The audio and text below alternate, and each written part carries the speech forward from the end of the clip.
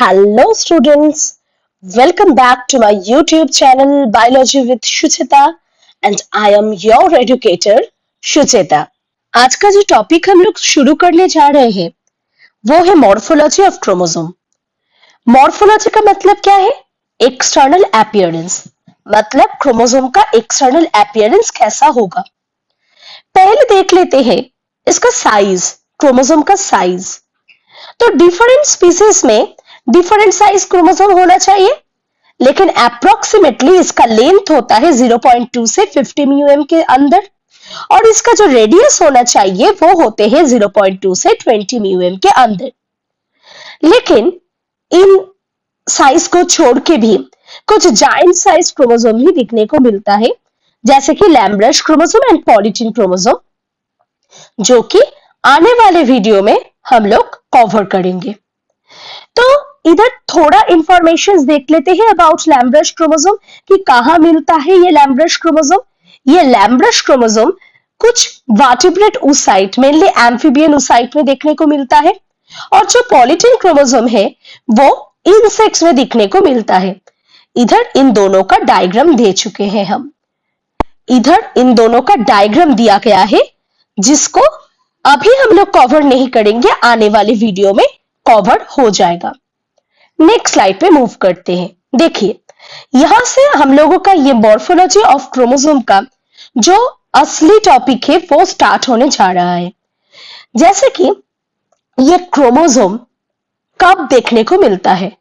Cell cycle का metaphase stage में, इसलिए इधर लिखा गया है कि metaphase stage of cell cycle chromosome are highly condensed. इसी टाइम पे जब मेटाफेज चल रहा है या मेटाफेज स्टेज है सेल साइकिल का, तब ये क्रोमोसोम सबसे कंडेंस्ड फॉर्म में दिखने को मिलता है और तभी इसका विजिबिलिटी बहुत क्लियर होता है। क्या क्या पार्ट होते हैं इसमें? इसका टर्मिनल पार्ट को हम टेलोमियर कहते हैं। इसके अंदर पे क्रोमोमियर, उसके बाद एक सेकेंडरी कंस्ट्रक्शन वाला पोर्शन आते हैं, उसके बाद पेलिकल आता है, क्रोमाटिड आते हैं, प्राइमरी कंस्ट्रक्शन के साइट मिलता है, सेंट्रोमेरिक रीजन मिलते हैं, आर्म मिलते हैं, न्यूक्लियोलस मिलते हैं और सैटेलाइट को देखने को मिलते हैं। तो ये तो गया डायग्रामेटिक वे से हम लोगों का समझना। अभी थोड़ा डिटेल वर्जन स्टडी कर लेते हैं। चलिए, तो देखिए इधर दिखाया गया है कि मेजर पार्ट ऑफ क्रोमोसोम क्या क्या होते हैं। तो एक लिस्ट फॉर्मेट में मैंने इसको इधर लिख दिया। क्या क्या है? जैसे कि फर्स्ट पोर्शन है pellicle and matrix, second portion है chromatid, chromonema and chromomere, third portion है सेंट्रोमियर जहां पे हम लोग प्राइमरी कंस्ट्रक्शन देखने को मिलता है, फोर्थ में होता है सेकेंडरी कंस्ट्रक्शन, फिफ्थ में होते हैं सैटेलाइट, सिक्स में होते हैं टेलोमियर। मतलब ये 6 डिफरेंट पार्ट्स हर एक क्रोमोसोम का मेजर पार्ट माना जाता है। लेकिन अगर इसको भी थोड़ा इलाबोरेट करेंगे हम लोग तो क्या देखेंगे, और भी थोड़ा ज्यादा पॉइंट बढ़ जाएगा, क्योंकि ये थोड़ा अलग अलग पॉइंट्स में हम लोग एक्सप्लेन करने वाले हैं। तो देख लेते हैं एक बार क्रोमाटिड क्या होता है। ये क्रोमाटिड देखिए, each of the two thread-like strands into which a chromosome divides longitudinally during cell division। देखिए, अगर ये हम लोगों का एक क्रोमोसोम का स्ट्रक्चर है, ये है एक सिंगल क्रोमोसोम, है ना, ये है एक सिंगल क्रोमोसोम। जब ये क्रोमोसोम डुप्लीकेट करेगा तो जाके ये ऐसा बनेगा और ये दोनों जो डुप्लीकेटेड क्रोमोसोम ये सेंट्रोमेरिक रीजन से जुड़ा हुआ होगा, है ना। तो ये जो एक एक पार्ट है इसको हम क्या कहते हैं? इसको हम क्रोमाटिड कहते हैं। और इन दोनों को एक साथ क्या कहते हैं? इन दोनों को एक साथ हम सिस्टर क्रोमाटिड कहते हैं। जब सेल साइकिल का डिवीजन होगा तब ये दोनों पार्ट ऐसे बीचों में से अलग हो जाएगा, जैसे कि लॉन्गिट्यूडिनल डिवीजन बोला जाता है, बीच में से अलग होगा तो ये अलग सा पोल में चला जाएगा, ये अलग सा पोल में चला जाएगा। ठीक है, तो देखिए इधर बताया गया कि a chromosome divides longitudinally during cell division, each contains double helix of DNA. और ये एक एक जो क्रोमाटिड है ना, इसमें डबल हेलिकल डीएनए मिलता है। अभी आते हैं सेकंड पॉइंट में, जहां पे क्रोमोनिमा, इसको सिंगुलर में क्रोमोनिमा बताते हैं और क्रोमोनिमाटा जिसको प्लूरल में बताया जाता है। ये क्या है?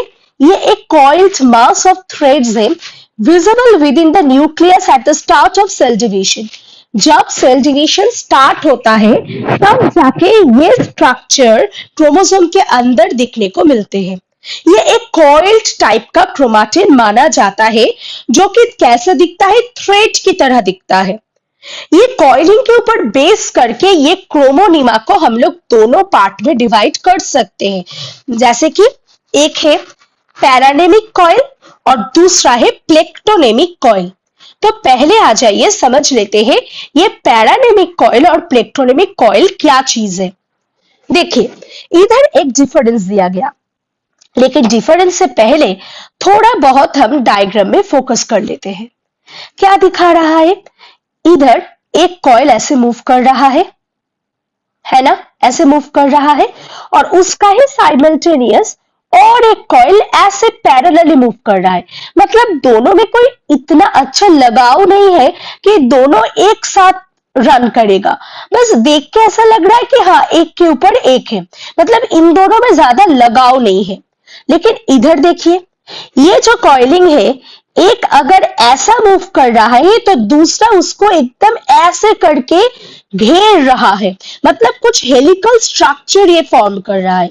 देख के लगता है कि इन दोनों कॉइल में बहुत लगाव है।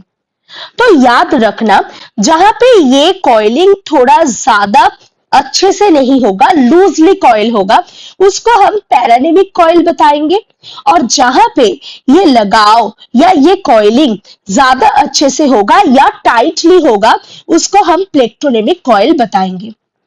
तो अभी आ जाता है इसका राइट अप में। देखिए पैरानेमिक कॉइलिंग फाउंड इन मियोसिस कब देखने को मिलते हैं, मियोसिस के टाइम में ये सब देखने को मिलता है। where the two strands are loosely coiled, making them easier to separate, जहां पे ये दोनों बहुत अलग से या हल्के से कॉइल होके रहते हैं, और जब भी सेपरेशन का टाइम आते हैं, कब सेपरेशन का टाइम आएगा, जब मियोसिस होगा, है ना, जब मियोसिस होगा तब ये क्या होगा, ये बहुत जल्दी एक दूसरे से सेपरेट आउट कर जाएगा।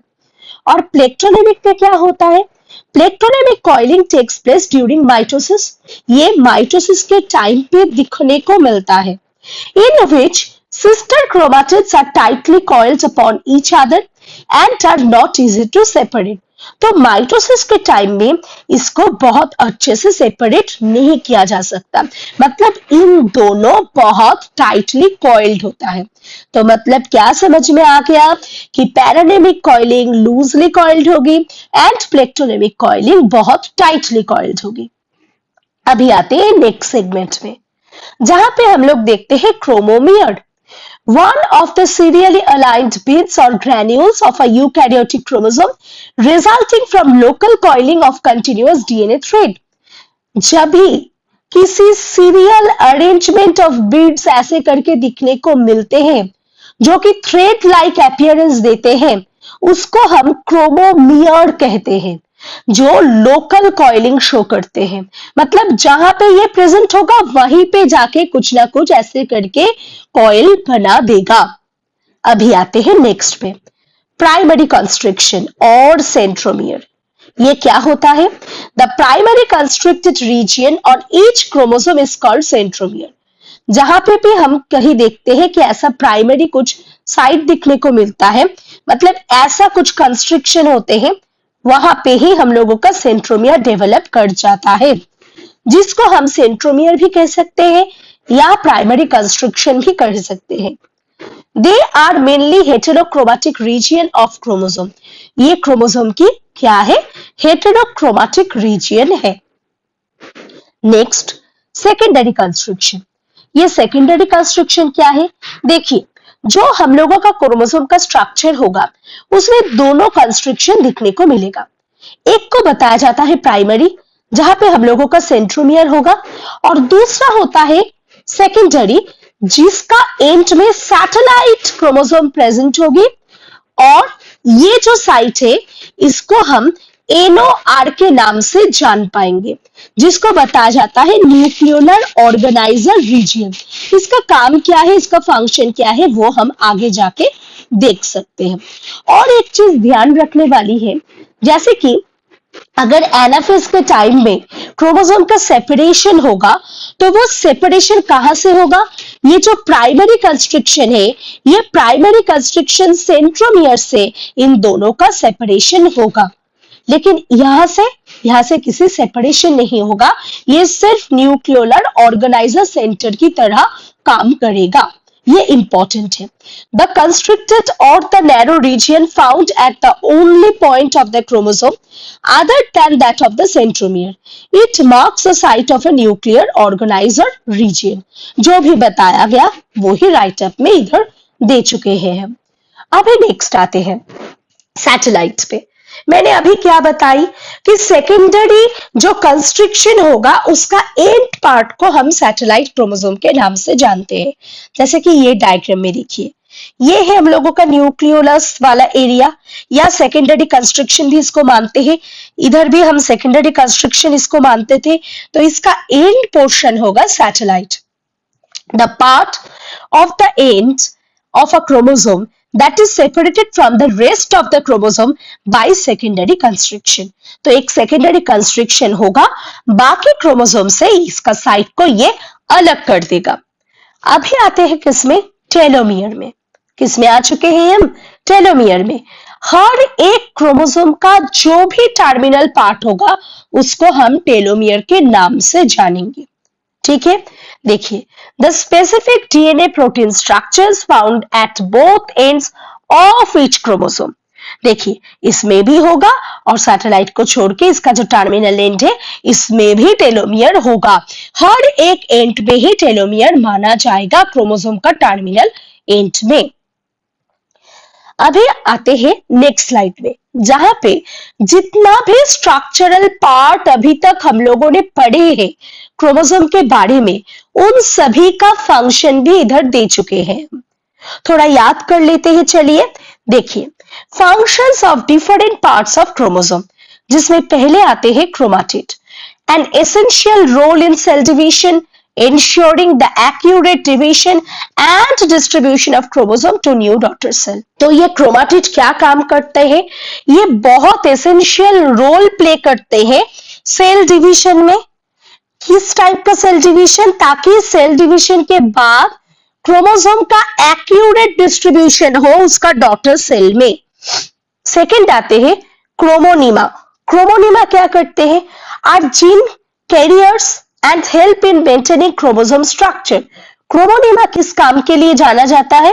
क्रोमोनिमा जीन को कैरी करते हैं और क्रोमोसोम के स्ट्रक्चर को मेंटेन करते हैं।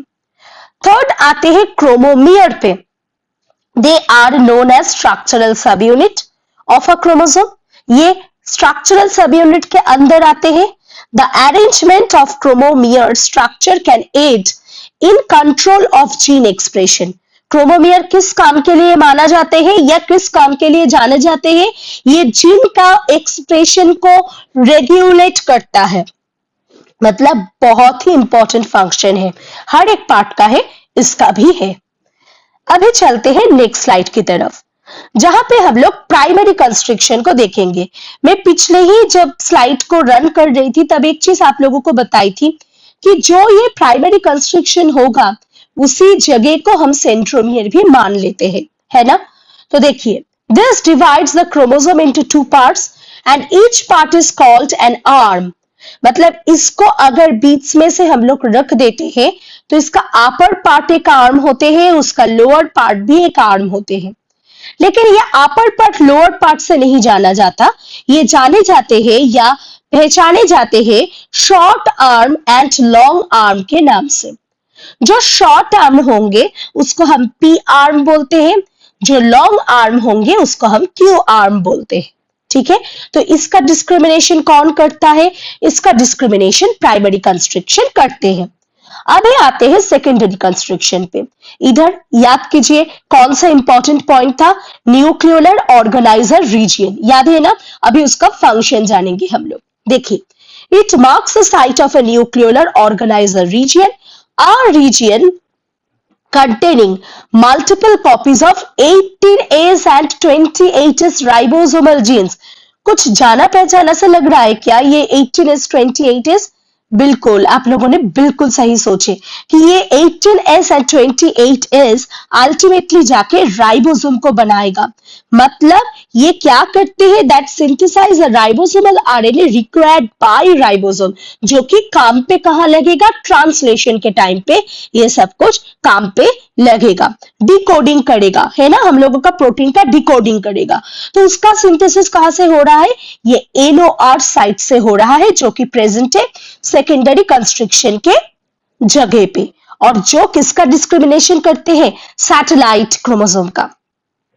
चलिए अभी आते हैं एकदम लास्ट पार्ट में, जहां पे क्या देखेंगे, पेलिकल ऑफ अ क्रोमोसोम। ये पेलिकल और मैट्रिक्स बहुत ही सिनोनिमस टाइप है, बस थोड़ी सी ही डिफरेंस है। चलिए देख लेते हैं। Each chromosome is bounded by a membrane called pellicle. एक एक जो क्रोमोसोम होते हैं वो किस चीज से घेरा हुआ होते हैं, वो पेलिकल नाम की एक मेम्ब्रेन से घिरा हुआ होते हैं। इट इज वेरी थिन, ये बहुत पतला होते हैं, and is formed of achromatic substance, मतलब ये क्रोमोजेनिक सब्सटेंस से नहीं होते हैं, आक्रोमेटिक सब्सटेंस से बनी हुई होती है।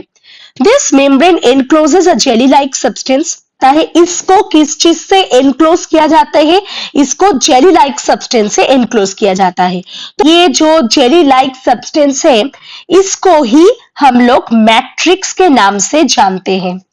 तो देखिए, this membrane encloses a jelly like substance which is usually called matrix। तो ये जो जेली लाइक सब्सटेंस है, इसको ही हम लोग मैट्रिक्स बोलते हैं। मतलब पेलिकल जो मेम्ब्रेन है उसके अंदर पे ही ये जेली लाइक मैट्रिक्स दिखने को मिलते हैं।